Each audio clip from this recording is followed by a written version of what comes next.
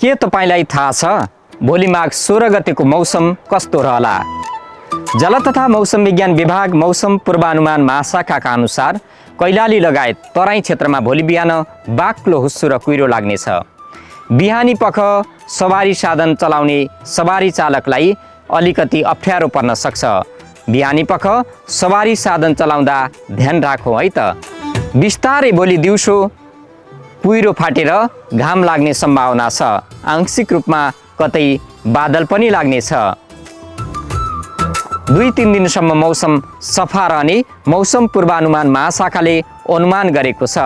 तर घाम लागेको समयमा घर भित्र्याउनु पर्ने बाली समयमै भित्र्याइहालौँ है त।